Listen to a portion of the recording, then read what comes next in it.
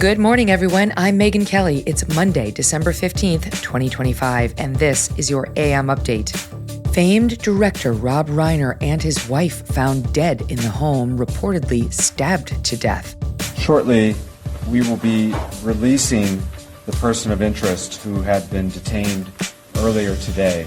Authorities in Rhode Island releasing a person of interest who had been detained throughout the day in connection with the Brown University mass shooting. This was an attack deliberately targeted at the Jewish community. A father and son opened fire on a Hanukkah celebration at Bondi Beach in Australia in a deadly targeted attack. 2 U.S. soldiers killed in an ISIS ambush in Syria. And the University of Michigan's head football coach fired, then arrested, in a wild story involving accusations of an affair and breaking and entering. All that and more coming up in just a moment on your AM Update. As President Trump is settling into his new administration, one of the top Democrats in Congress aiming to undermine the Trump agenda is Senator Dick Durbin. And according to our sponsor, the Electronic Payments Coalition, Senator Durbin has a new scheme, a government takeover of your credit card. Today, Americans have thousands of choices in credit cards, but they say Senator Durbin's plan will result in less competition and less security. And that means more risk for your credit and identity. Learn more at guardyourcard.com and consider telling your senators to stop Dick Durbin's government takeover of your credit card before it's too late.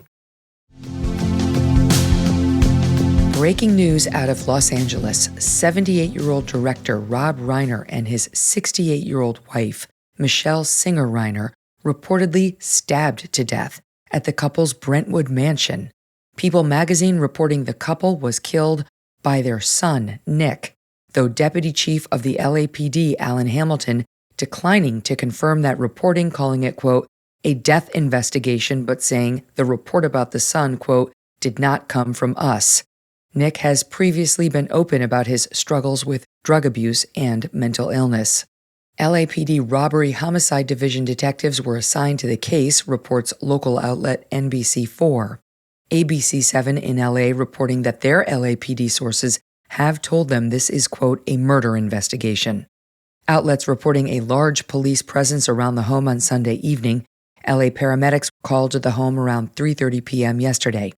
LAPD officers originally dispatched to the home for a report of a, quote, ambulance death investigation, which is LAPD terminology when officers are called by firefighters to the discovery of a death.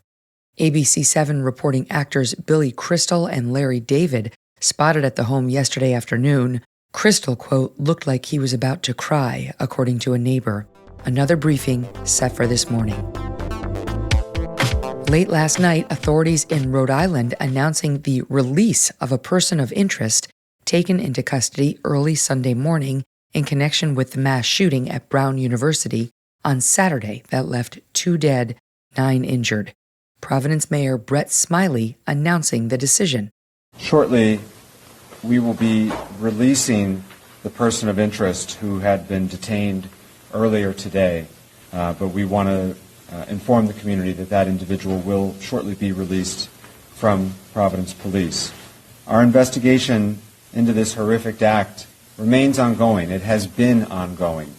And I know there's been some frustration from members of the community and others about the language that we've been using about the person of interest and such, and that speaks to directly the fact that this investigation was and continues ongoing, and we will continue to endeavor to not confirm any information that is not yet confirmable.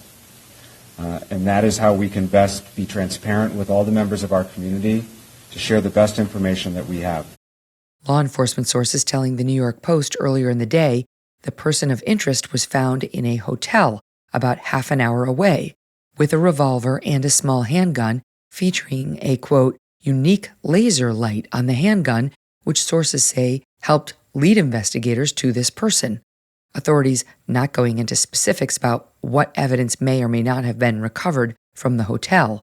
Instead, Rhode Island Attorney General Peter Nerona offering this. Certainly there was some degree of evidence that pointed to this individual, but that evidence needed to be corroborated and confirmed. And over the last 24 hours, leading into just very, very recently, that evidence now points in a different direction. So what that means is that this person of interest needs to be and should be released. I think what is really unfortunate that this person's name was leaked to the public. It's hard to put that back in the bottle, okay? So we're going to proceed very carefully here. There is too much at stake for the victims of this horrific crime and their families to take chances with respect to this investigation. We have not yet solved this case, but I'm confident we're going to do that. And I'm confident we're going to do that in the very near future. Providence Chief of Police Oscar Perez saying the tip pointing to the person of interest was picked up by detectives and handed to the FBI, who ran it down. Yesterday afternoon, FBI Director Kash Patel posting an update on X, saying the FBI established a command post to intake, develop, and analyze leads and run them to ground. We activated the FBI's cellular analysis survey team to provide critical geolocation capabilities. As a result, early this morning, FBI Boston's Safe Streets Task Force, with assistance from the U.S. Marshals and the Coventry, Rhode Island Police Department, detained a person of interest in a hotel room in Coventry, Rhode Island. Turns out authorities now say that wasn't the guy. Mayor Smiley saying a new shelter-in-place alert will not be imposed, despite the AG saying a murderer is on the loose. The mayor saying there's no need for a new shelter-in-place order because no new shootings have taken place since the one on Saturday afternoon. Authorities saying all video evidence has been examined and more footage is required, asking residents to upload any video that might be helpful to fbi.gov/Brown University shooting. AG Nerona saying the building where the shooting took place is old and lacks security cameras. The mass shooting occurring around 4 p.m. Saturday when shots began ringing out inside the engineering and physics building of Brown University. Teaching assistant John Oduro yesterday on CNN describing the moment the shooter, dressed in black, entered his classroom. I was giving my closing remarks, and then as soon as everybody stood up and started exiting the room, we heard what sounded like gunshots outside the door, and we heard screaming from various students. And then about 5 seconds later, we see a gunman enter the room, and then he just screamed something and just started shooting. I was standing in the front of the auditorium, and he came through the back, so we pretty much directly made eye contact. And then as soon as that happened, I looked at my students and signaled them to come to the front, and then I just ducked. And was the gunman shooting when he entered the room? No, he came in, pointed the gun, and then he screamed something. I don't know what he said, and none of the other students know what he said, but yeah, then he just started shooting right after that. Authorities say the shooter, carrying a handgun, firing more than 40 rounds during the attack. Brown University President Christina Paxson at a press conference Saturday night frustrating reporters with a lack of information on the shooting, a theme that would be continued through late Sunday night. President, with all due respect, 6 hours after this shooting, and you said you don't know what was going on in that classroom? How does that happen? Were they taking an exam? Were they meeting for a club? I don't know. 6 hours later, and you're the president, and you don't know? I do not know. Well, that's kind of concerning. Of the injured, a hospital spokesman saying last night 6 are in critical condition but stable, and another is in critical condition. Paxson confirming all of the victims are students. The identity of one of the 2 who lost their life released late last night, Ella Cook, vice president of the College Republicans. The president of the College Republicans of America releasing a statement, quote, Ella was known for her bold, brave, and kind heart as she served her chapter and her fellow classmates. Brown University has canceled all classes, exams, and remaining schoolwork for the rest of the semester, which was set to end this Friday. Islamic terrorism in Australia as 2 gunmen opening fire on hundreds of Jewish revelers gathering on Sydney's iconic Bondi beach in celebration of the first night of Hanukkah in a targeted attack. The death toll rising to 15 as of Monday morning in Australia, with dozens more injured, including 5 in critical condition. The victims range in age from 10 to 87. New South Wales Police Commissioner Mal Lanyon on Sunday evening declining to release the names of the suspects, but providing additional information on their background. We are satisfied that there were 2 offenders involved in yesterday's incident. One is deceased. The second is in critical but stable condition in hospital at the moment. The offenders are a 50-year-old and 24-year-old male who are father and son. The 50-year-old is deceased. The 24-year-old is currently in hospital at the moment. As part of the investigation, we conducted 2 search warrants last night, one at Bondi Rig and a second at Campsie. The 50-year-old male is a licensed firearms holder. He has 6 firearms licensed to him. We are satisfied that we have 6 firearms from the scene yesterday, but also as a result of the search warrant at the Campsie address. Ballistics and forensic investigation will determine this morning that those 6 firearms are the 6 that were licensed to that man, but also that they were used in the offence yesterday at Bondi. We will continue to investigate this matter thoroughly. Commissioner Lanyon saying the elder suspect who was killed by police was previously known to authorities but declining to elaborate, citing the ongoing investigation.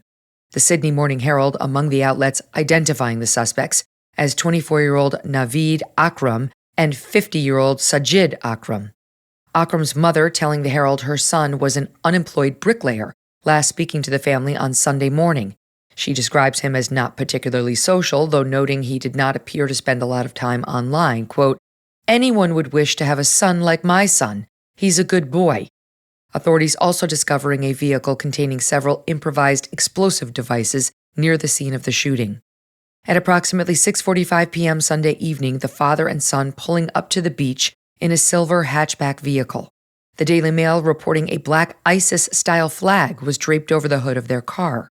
The pair reportedly began opening fire upon exiting the vehicle, sending hundreds scattering across the beach. One witness describing the scene to a reporter.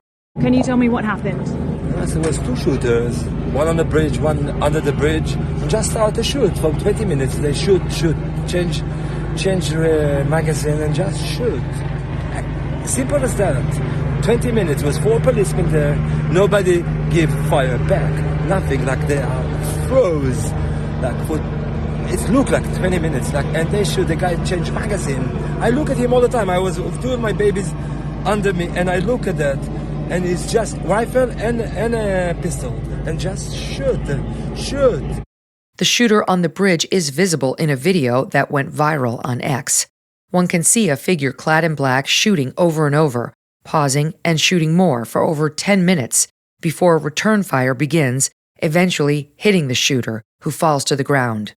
Authorities say police were on scene within 10 minutes of the first reports of violence. Among some of the victims, Rabbi Eli Schlanger, 41 years old and organizer of the event, and Alex Kleitman, a Holocaust survivor who hailed from Ukraine, killed while shielding his wife Larissa from the gunman. Viral social media showing one man, later identified as 43-year-old Ahmed Al-Ahmed, sneaking up behind one of the shooters, successfully wresting a rifle from his hands. Prime Minister Anthony Albanese on Monday morning addressing the attack. This was an attack deliberately targeted at the Jewish community on the first day of Hanukkah, which of course should be a joyous celebration. And the Jewish community are hurting today. Today, all Australians wrap our arms around them and say, we stand with you. We will do whatever is necessary to stamp out anti-Semitism. Israeli Prime Minister Benjamin Netanyahu yesterday accusing Prime Minister Albanese of not doing enough to stop the spread of anti-Semitism in Australia, which officially recognized a Palestinian state in September. The country rocked by a string of anti-Semitic incidents since the October 7th attacks, including 2 arson attacks on synagogues. Coming up, 2 U.S. Army soldiers in Syria killed in an ISIS ambush, and the University of Michigan's head football coach arrested in a dramatic story following his firing. You know the holidays are always full of surprises. Here's one. When it comes to religious freedom, you might be surprised to learn which states rank low on the Religious Liberty in the States Index. The First Liberty Institute, the nation's leading law firm protecting religious freedom, just released this index, and it ranks all 50 states on how well they protect your right to live out your faith. The results? Full of surprises. If you have not heard of First Liberty, they're different. They've been on the front lines defending religious freedom for nearly 30 years. When your faith comes under attack, they are first in the fight. And they do it without ever sending their clients a bill. That's right, they do not charge a dime. They have a win rate of over 90% on their cases, including a 9-0 record at the U.S. Supreme Court. This Religious Liberty in the States Index is an independent, peer-reviewed study that gives you the real picture of religious liberty across America. Want to see where your state ranks or others do? Get your free copy today at firstliberty.org/Megyn. That's firstliberty.org/MEGYN. 2 U.S. Army soldiers and a U.S. civilian interpreter killed Saturday in Palmyra, a city in central Syria, in an attack believed to be carried out by an ISIS infiltrator inside the Syrian security forces. 3 more U.S. soldiers and 2 more members of Syrian security forces also wounded in the attack. The soldiers providing security outside a building where Syrian Interior Ministry officials from the capital were meeting with local counterparts, according to the New York Times. The lone attacker opening fire with an automatic weapon from a nearby building. Syrian security forces returning fire, killing the gunman. U.S. helicopters evacuating the wounded for treatment to a military base in southeastern Syria. President Trump reporting yesterday 2 of the wounded service members have been released from the hospital. The 3rd is expected to recover. Iowa Governor Kim Reynolds confirming the deceased soldiers were part of the Iowa National Guard. Secretary of War Pete Hegseth in a social media statement saying, quote, "Let it be known, if you target Americans anywhere in the world, you will spend the rest of your brief, anxious life knowing the United States will hunt you, find you, and ruthlessly kill you." President Trump from the White House lawn on Saturday. We mourn the loss of 3 great patriots in Syria. You know how it happened. It was an ambush, terrible. We also have 3 wounded. They seem to be doing pretty well. But we mourn the loss. These are 3 great people. And it's just a terrible thing. Syria, by the way, was fighting along with us. The new president of Syria is, as they told me, and I'm not surprised, he's devastated by what happened. This was an ISIS attack on us and Syria. And again, we mourn the loss and we pray for them and their parents and their loved ones. Very, very sad. Mr. President, will the U.S. retaliate against ISIS? Yeah, we will. We will retaliate. Thank you very much. U.S. and Syrian officials telling the Wall Street Journal the attacker was a member of the Syrian security forces who was about to be fired for holding extremist views. As mentioned, the attacker is believed to be a member of ISIS, who, CBS News reports, had infiltrated the local security force, though no group has claimed responsibility for the attack. This attack marking the first American casualties since dictator Bashar al-Assad's regime was toppled last year. U.S. officials have not yet indicated if the attack will prompt any policy changes in the region. What began as an internal personnel matter within the prestigious University of Michigan football program rapidly exploding into a wild scandal, leading to now former star head coach Sharon Moore's arrest. Last Wednesday, the Michigan athletic director firing 39-year-old Moore, terminating his $27.5 million contract over 5 years for cause, thus voiding the deal and nullifying the payment obligations. This upon learning of a, quote, inappropriate relationship Moore had been having with an employee. While the university has not publicly named that staffer, several outlets reporting it was his executive assistant, 32-year-old Paige Shiver. University policy stipulates that a supervisor may not initiate or attempt to initiate an intimate relationship with someone over whom they have supervisory authority. The Wall Street Journal reporting the saga began in mid-October when a tipster alerted school officials that Moore was having an inappropriate relationship with a staff member. The university opening an investigation at the time, but Moore, who is married with 3 kids, and the alleged mistress denied the relationship. The school then hiring an outside law firm to investigate further. Blue and Mays Review, a Michigan sports-focused outlet, reporting on Monday amid rumors of the affair, but without substantial proof, university officials advised Moore not to work directly with Shiver. Moore then reportedly moving to fire Shiver rather than relocating her to another department. Not it, sir. A prosecutor saying Shiver ended the relationship last Monday. On Wednesday, the Wall Street Journal reporting Shiver contacted the law firm to confirm the relationship from about 2022 to 2024, saying she had emails, texts, and phone records to prove it. Later that same day, Moore was let go, reportedly going to Shiver's home, where he then allegedly broke in and threatened her and himself with a knife. Shiver calling 911, telling dispatchers Moore was attacking her and had been stalking her for months. A prosecutor later saying Moore, armed with butter knives, told Shiver, quote, "I'm going to kill myself. I'm going to make you watch. My blood is on your hands. You've ruined my life." Moore then fleeing the home, with authorities arresting him a short time later. He was booked into the county jail, spending Wednesday and Thursday night in custody before his Friday arraignment. Authorities charging Moore with felony third-degree home invasion and 2 misdemeanor charges, stalking and breaking and entering, the felony charge carrying up to 5 years in prison. Moore pleading not guilty to the charges. A magistrate setting bond at $25,000 and setting these conditions for Moore's release. So you are not to use alcohol, marijuana, or any other controlled substance that is not prescribed to you. You are not to possess or purchase a firearm or any other dangerous weapon. You are not to engage in criminal conduct of any kind whatsoever. You may not leave the state of Michigan without permission of the court.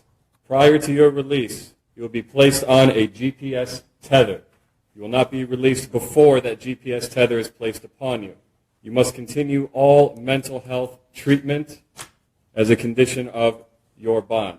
The named victim in this case will not be placed on the record. You may not have contact with that individual. Moore posting bond on Friday and was shortly thereafter released. The next hearing is set for January 22nd.